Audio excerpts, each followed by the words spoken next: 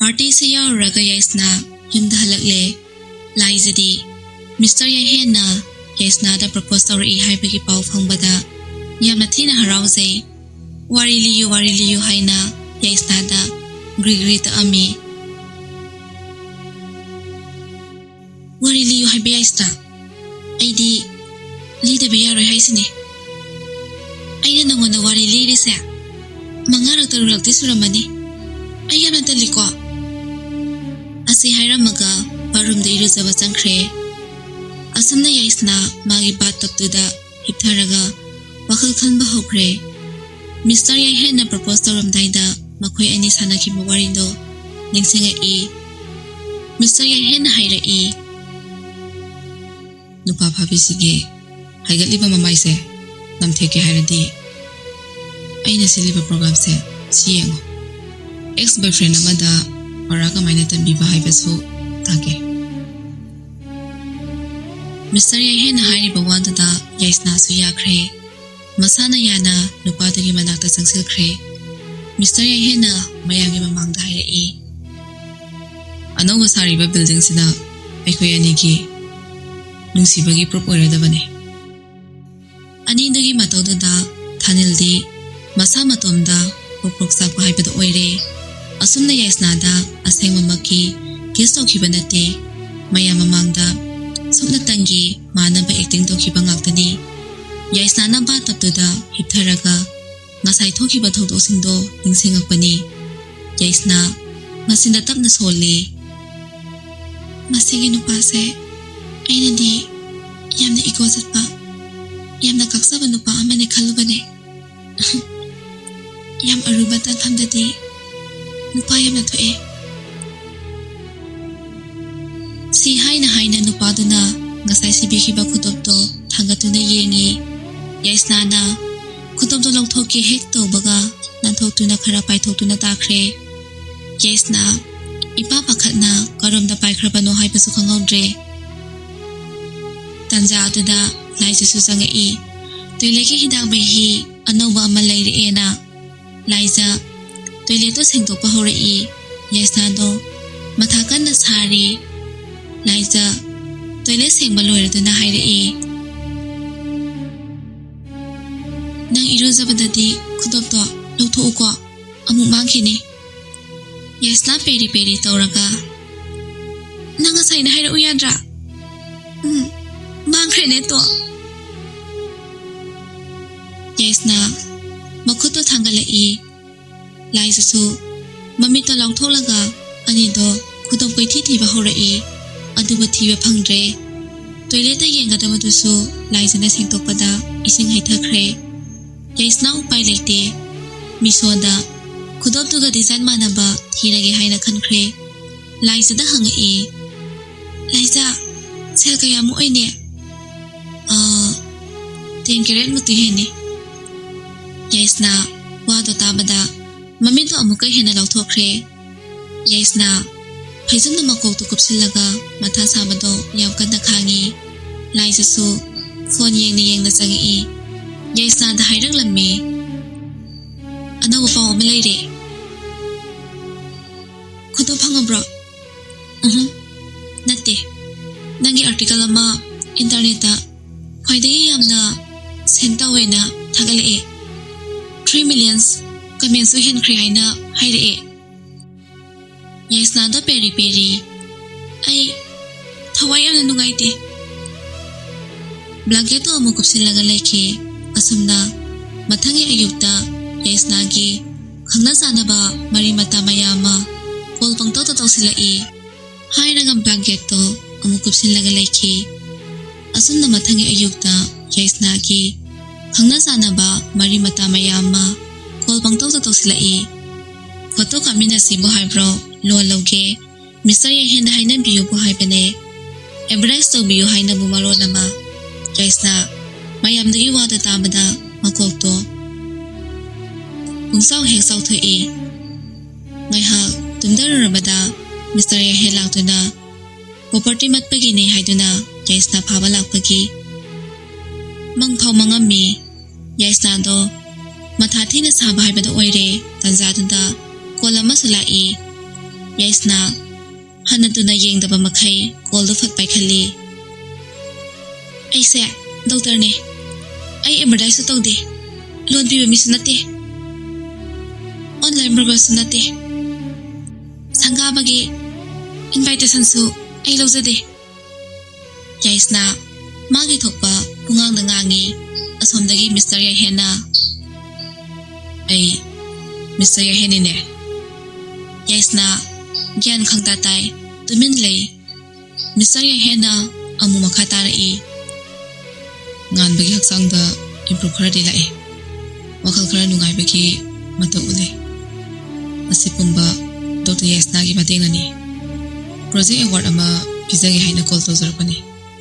Si haira maganu pandu so call phat kakhi. Yaisna wan langa ngan mo nang hode. Project award haina pankhi baduda anabu khutob laina ba sel tungsin ba horagi haina khan ba hokre. Somda poirai do phone met da sangi e aduga Mr. Yaihen ga Yaisna ga party ba phamgi video do lai. Noi na pani gi bari se kamai do rino. Ha sing hayo. Haidana hangzila e Mr. Yaihena. Amta ta hakhino. Yana nungai ba wari ne. Phamo. Asi hairaga phamhalli poireina. Nabani yamthina close oirami se kamai do rino ba. Makha plan na kake leiri ba. Si haina hangzila e Mr. Yaihen wafam da taraga haira e. Aina laukhaliba thapa khudima ngan bagi ngaktani. Aduga Yaisna gi ego su soktana ba hotnagani. Aduga Yaisna gi ego su soktana ba hotnagani. Agreement su thani ahum sigi manungda tawrani. Kaina haizila e asumna mathangi numita Yaisna se magi junior doctor amaga anabu hospital amada lai. Hospital gi he gate mamangda decoration beral mayamna thesilaga lairami. Loinana gip mayam ama supairaga lairami. Yaisna di mayamda ubada hainadaba phawi. Ikaibana suloikre tanjadada Mr. Yaihen poirei nganba moi ahum da tholai. Poirei na hairai. Hi Dr. Yaisna. Ai ming poirei kauze. Aduga Mr. Yaihengina best friend ne. Yaisna ngan da onsilak laga hairai. Nganba to sida lairiba sisiga kaka poirei ga leminara moso. Si hairaga ngan ba hoido sanghan khre Mr. Yaihen do Yaisna na wari sase hairaga nakalomda singaga purai. Internet na aikhoini luhumba yamat kana viral sali. Aduga nana tori mayam sna kaino. Yaihen makutto fat thangalaga Fake news nate ko mayam do. Yaisna na moina di kamaina khangdoino fake ne se. Ibani khaktang ne khangi se. Propose to su fake ne. Kiss to su fake ne. Natro. Hoi. Kiss to budi fake ne. Adubu egi propose to di fake nate. Phagi nate haizariba. Wada tabada Yaisna na ngaurubana ibani se khangnaba su nungni tangairi. Aduga nangna asengbagi propose to rini kaina. Wafam da tabada Yaihen tapna Yaisna da nongkhalai. Aduga nangi se kiriro. Haidi ekhoni sum loinara adi nangna sum aise nungsirakani kaina. Wada tabada Yaisna likhalai. Kariba nangonda nungsi baiba haibige tajo. Yaisna na nangonda sunu nungsirai. Simadi khangzahoro. Mr. Yaihen so hande. Yengna batare dana. Si hairaga phaklanglomda Yaisna bulai silhali. Aduga tapna nongkhalai. Yaisna na Mr. Yaihen do koksakpa. Si hairaga intholai. Aduga chakhige na tawi. Tungdagi Mr. Yaihen na Nangse ꯑꯩꯒꯤ ꯅꯨꯄꯤꯅꯦꯁꯦ ꯈꯪꯗꯕ ꯁꯤꯇꯤꯁꯤꯗ ꯀꯅꯥꯁꯨ ꯂꯩꯔꯝꯃꯣꯏ ꯍꯥꯏꯅ ꯈꯣꯟꯖꯦꯜ ꯍꯧꯅ ꯂꯥꯎꯔꯛꯏ ꯌꯥꯏꯁꯅꯥꯗꯣ ꯆꯪꯁꯤꯜꯂꯒ ꯌꯥꯏꯍꯦꯟꯒꯤ ꯃꯆꯤꯟ ꯃꯦꯟꯁꯤꯜꯂꯤ ꯃꯤ ꯇꯥꯅꯤꯅꯦ ꯂꯥꯎꯒꯅꯣ mister ꯌꯥꯏꯍꯦꯟꯅ ꯌꯥꯏꯁꯅꯥꯕꯨ ꯁꯠ ꯆꯪꯁꯤꯜꯂꯤ ꯑꯗꯨꯒ ꯑꯩꯁꯦ ꯁꯤꯇꯤꯁꯤꯒꯤ ꯂꯩꯁꯥꯕꯤ ꯃꯌꯥꯝꯒꯤ ꯃꯤꯁꯇꯔ ꯔꯥꯏꯠ ꯍꯥꯏꯗꯤ ꯋꯥꯗꯣ ꯍꯥꯏꯕ ꯂꯣꯏꯗꯦ ꯌꯥꯏꯁꯅꯥꯅ ꯅꯪꯁꯦ ꯑꯩꯒꯤ ꯃꯤꯁꯇꯔ ꯔꯥꯏꯠ ꯑꯣꯏꯗ꯭ꯔꯕꯗꯣ ꯁꯤ ꯍꯥꯏꯔꯒ ꯅꯨꯄꯥꯗꯨꯒꯤ ꯃꯈꯣꯡꯗ ꯇꯛꯅꯁꯤꯜꯂꯤ ꯑꯗꯨꯒ ꯐꯠ ꯍꯟꯗꯣꯛꯂꯛꯏ ꯃꯤꯁꯇꯔ ꯌꯥꯏꯍꯦꯟꯁꯨ ꯀꯥꯛꯄ ꯍꯟꯗꯦ ꯅꯪꯁꯨ ꯑꯩꯒꯤ ꯃꯤꯁꯇꯔ ꯔꯥꯏꯠ ꯅꯠꯇꯦ ꯑꯩꯗꯤ ꯑꯩꯒꯤ ꯉꯥꯟꯕꯒꯤ ꯈꯟꯕꯒꯤ ꯈꯛꯇꯅꯤ ꯃꯥꯒꯤ ꯑꯄꯥꯝꯕ ꯈꯨꯗꯤꯡ ꯃꯅꯤꯡ ꯊꯨꯡꯍꯟꯕ ꯅꯪꯁꯨ ꯃꯥꯒꯤ ꯑꯄꯥꯝꯕ ꯃꯥꯅ ꯅꯨꯡꯁꯤꯈ꯭ꯔꯦ I'm so and get you ꯁꯤ ꯍꯥꯏꯔꯝꯃꯒ ꯌꯥꯏꯍꯦꯟ ꯆꯠꯈ꯭ꯔꯦ ꯌꯥꯏꯁꯅꯥꯗꯤ ꯄ꯭ꯔꯣꯛ ꯄ꯭ꯔꯣꯛ ꯆꯥꯛꯄ ꯍꯥꯏꯕꯗꯣ ꯑꯣꯏꯔꯦ ꯅꯪ ꯀꯩꯗꯧꯔꯦ ꯍꯥꯏꯕꯅꯣ ꯁꯤ ꯍꯥꯏꯔꯒ ꯂꯥꯎꯔꯒ ꯇꯥꯟꯅꯔꯛꯏ ꯑꯁꯣꯝꯗꯅ ꯄꯣꯏꯔꯩꯅ ꯀꯦꯟꯇꯤꯟꯗ ꯑꯆꯥꯄꯣꯠ ꯂꯧꯕ ꯆꯪꯉꯛꯄꯗ ꯂꯥꯏꯖꯒ ꯏꯍꯥꯟ ꯍꯥꯟꯅ ꯊꯦꯡꯅꯔꯦ ꯅꯨꯄꯤ ꯎꯕ ꯌꯥꯗꯕ ꯄꯣꯏꯔꯩꯅꯤ ꯍꯦꯛꯇ ꯈꯥꯏꯖꯤꯜꯂꯛꯏ ꯅꯇꯣꯝꯗꯔꯣ ꯂꯥꯏꯖꯅ ꯏꯊꯟꯇꯅꯦ ꯎꯕꯤꯗ꯭ꯔꯕꯣ ꯁꯤ ꯍꯥꯏꯅ ꯈꯨꯝꯃꯦ ꯑꯗꯨꯒ ꯃꯤꯠꯅ ꯍꯟꯅ ꯐꯥꯎ ꯌꯦꯡꯉꯝꯗꯅ ꯆꯠꯈꯤ ꯄꯣꯏꯔꯩꯁꯨ ꯆꯥꯅꯕꯗꯣ ꯂꯧꯔꯒ ꯖꯨꯅꯤꯌꯔ ꯗꯣꯛꯇꯔꯒ ꯉꯥꯟꯕꯒ ꯐꯝꯃꯤꯕ ꯃꯅꯥꯛꯇꯨꯗ ꯂꯥꯛꯂꯦ ꯇꯟꯖꯥꯗꯨꯗ ꯅꯨꯄꯥ ꯐꯥꯕꯤꯗꯨꯁꯨ ꯆꯥꯅꯕ ꯈꯔ ꯂꯧꯔꯨꯔꯒ ꯊꯣꯛꯂꯛꯏ ꯑꯗꯨꯒ ꯃꯣꯏ ꯑꯍꯨꯝꯗ ꯑꯣꯠꯁꯤꯜꯂꯒ ꯗꯣꯛꯇꯔ ꯌꯥꯏꯁꯅꯥꯁꯦ ꯊꯕꯛꯇ ꯌꯥꯝꯅ ꯊꯋꯥꯏ ꯂꯨꯞꯆꯕꯅꯦ ꯄꯦꯁꯦꯟꯒꯤ ꯐꯥꯎ ꯑꯇꯣꯝꯕꯤ ꯑꯣꯏꯈꯤꯗꯧꯔꯦ ꯉꯥꯟꯕ ꯅꯪꯒꯤꯗꯤ ꯃꯃꯥ ꯑꯅꯧꯕ ꯑꯃꯁꯨ ꯐꯪꯗꯧꯔꯦꯅꯦ ꯖꯨꯅꯤꯌꯔ ꯗꯣꯛꯇꯔꯗꯨꯅ ꯑꯗꯨꯃꯥꯏꯅ ꯈꯟꯕ꯭ꯔꯣꯅ ꯄꯣꯏꯔꯩꯅ ꯖꯨꯅꯤꯌꯔ ꯗꯣꯛꯇꯔꯗꯨꯕꯨ ꯈꯥꯝꯃꯤ ꯑꯗꯨꯒ ꯄꯣꯏꯔꯩ ꯌꯥꯝ ꯀꯥꯛꯅ ꯅꯪꯁꯦ ꯅꯁꯛꯅ ꯃꯔꯣꯜ ꯑꯃ ꯅꯨꯡꯁꯤꯔꯤꯕ ꯑꯗꯨꯒ ꯃꯅꯨꯡꯗꯅ ꯇꯤꯟ ꯆꯪꯉꯝꯃꯕ ꯄꯣꯏꯔꯩꯒꯤ ꯋꯥꯗꯨ ꯇꯥꯕꯗ ꯏꯀꯥꯏꯔꯛꯑꯕ ꯃꯥꯜꯂꯦ ꯅꯨꯄꯤꯗꯣ ꯄ꯭ꯔꯞ ꯑꯗꯨꯃꯛ ꯊꯣꯛꯈ꯭ꯔꯦ ꯅꯨꯄꯤꯗꯨꯒꯤ ꯃꯇꯧꯗꯨꯗ ꯉꯥꯟꯕꯗꯤ ꯁꯥꯎꯕꯗ ꯂꯣꯏꯈ꯭ꯔꯦ ꯅꯨꯄꯤꯗꯨꯅ ꯀꯦꯡꯉꯤꯕ ꯃꯑꯣꯡꯗꯣ ꯑꯝꯇ ꯅꯣꯛꯍꯟꯁꯦ ꯍꯥꯏꯗꯨꯅ ꯄ꯭ꯂꯥꯟ ꯇꯧꯔꯛꯏ ꯄꯣꯏꯔꯩꯗꯤ ꯀꯥꯇꯨ ꯀꯥꯔꯟ ꯍꯥꯏꯔꯛꯑꯗꯤ ꯂꯣꯏꯔꯦ ꯑꯉꯥꯡ ꯅꯨꯄꯥ ꯃꯆꯥꯗꯨꯅ ꯍꯥꯏꯔꯛꯏꯕ ꯋꯥꯗꯣ ꯁꯠ ꯁꯠ ꯒ꯭ꯌꯥꯟ ꯂꯧꯁꯤꯟꯕ ꯉꯝꯃꯤ ꯃꯁꯤꯒꯤ ꯃꯇꯨꯡꯗ ꯄꯣꯏꯔꯩ ꯉꯥꯟꯕ ꯑꯅꯤꯗꯣ ꯄ꯭ꯂꯥꯟ ꯌꯥꯠꯄ ꯍꯧꯈ꯭ꯔꯦ ꯃꯁꯤꯒꯤ ꯃꯇꯨꯡ ꯊꯣꯏꯒꯤ ꯃꯃꯥꯏꯗ ꯀ꯭ꯔꯤꯝ ꯇꯥꯕꯗꯨꯗ ꯊꯥꯅꯤꯜꯁꯨ ꯆꯣꯡꯉꯤ ꯑꯅꯤꯗꯨꯅ ꯏꯔꯨꯖꯕ ꯆꯪꯉꯤꯉꯩꯗ ꯗ꯭ꯔꯦꯁ ꯑꯃꯨꯛ ꯇꯨꯃꯤꯟꯅ ꯍꯨꯔꯥꯜꯂꯒ ꯄꯨꯊꯣꯔꯛꯏ ꯁꯣꯝꯗ ꯌꯥꯏꯁꯅꯥꯅ ꯏꯁꯤꯡ ꯊꯛꯀꯦꯅ ꯇꯧꯔꯤꯉꯩꯗ ꯃꯤꯁꯇꯔ ꯌꯥꯏꯍꯦꯟꯁꯨ ꯐꯠ ꯆꯪꯁꯤꯜꯂꯛꯏ ꯑꯗꯨꯒ ꯏꯁꯤꯡꯗꯣ ꯐꯠ ꯃꯨꯜꯂꯒ ꯊꯛꯀꯦ ꯇꯧꯋꯤ ꯌꯥꯏꯁꯅꯥꯅ ꯅꯪ ꯑꯃ ꯍꯩꯔꯒ ꯊꯛꯄ ꯌꯥꯗꯕ꯭ꯔꯣ ꯅꯈꯨꯠ ꯄꯥꯜꯂꯤꯗꯣ ꯍꯩꯔꯒ ꯊꯛꯑꯣ ꯁꯤ ꯍꯥꯏꯔꯒ ꯄꯤꯊꯣꯛꯑꯣꯏꯗꯣꯒꯤ ꯇꯧꯋꯤ ꯑꯃꯗꯨꯁꯨ ꯅꯝꯐꯨꯗ ꯊꯛꯅꯕ ꯇꯧꯋꯤ ꯑꯗꯨꯒ ꯌꯦꯡꯉꯛꯄꯗ ꯌꯥꯏꯁꯅꯥꯒꯤ ꯈꯨꯗꯣꯞ ꯁꯤꯔꯝꯗꯕꯗꯣ ꯎꯕꯗ ꯈꯨꯗꯣꯞꯇꯤ ꯀꯥꯏ ꯂꯩꯈ꯭ꯔꯕ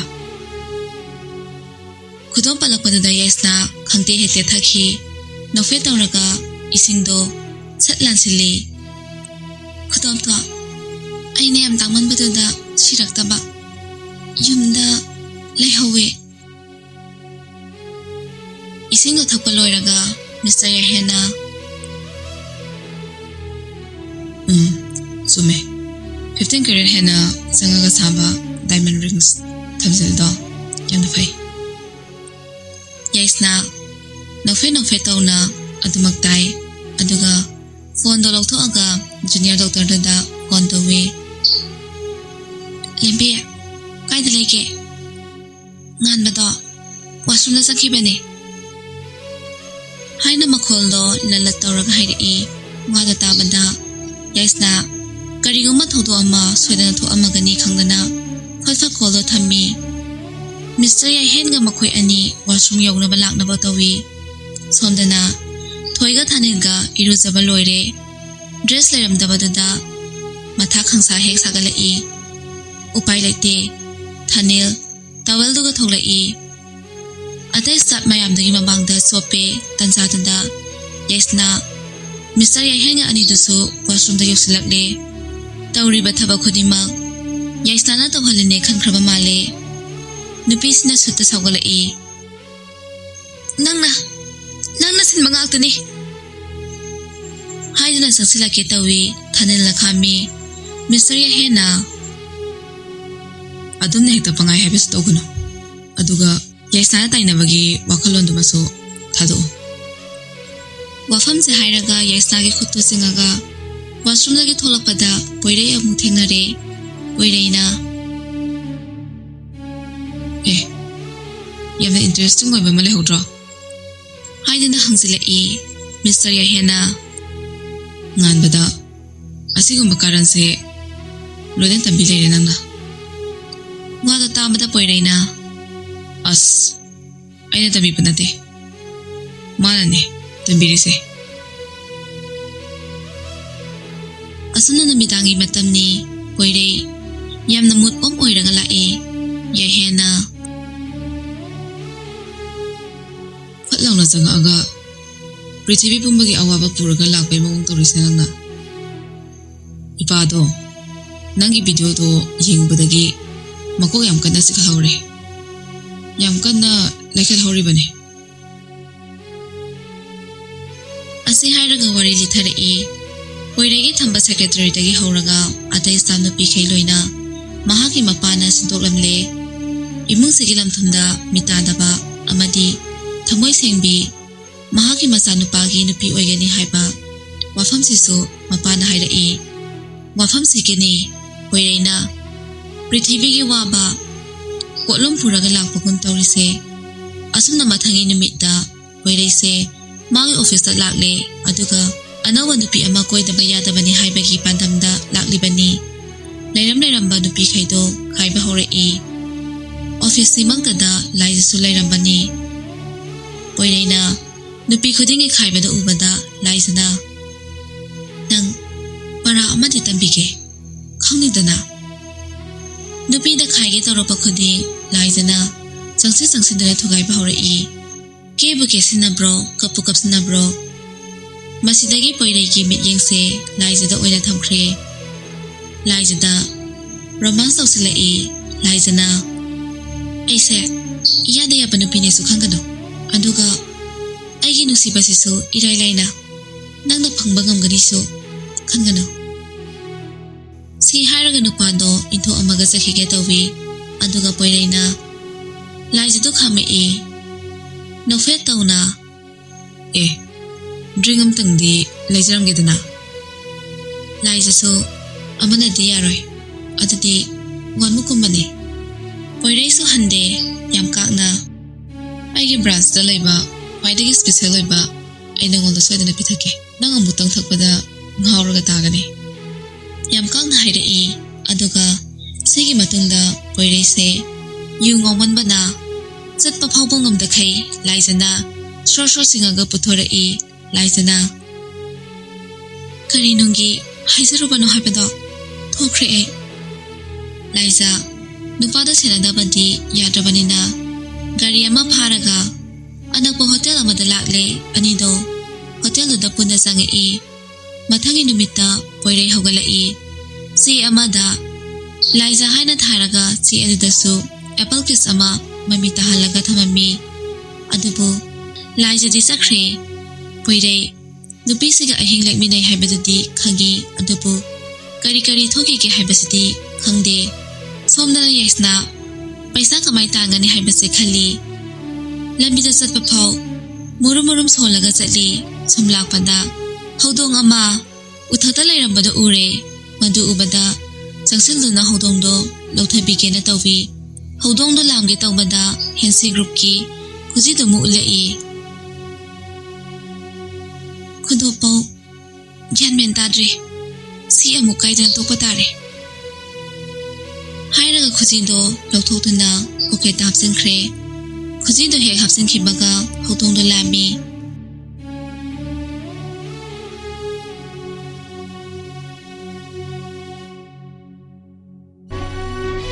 Story Collection channel asibu like, share, subscribe, comment, sungsoi soidana tawbiramo. Sai khilan khiba yarabasu viewers khudingmak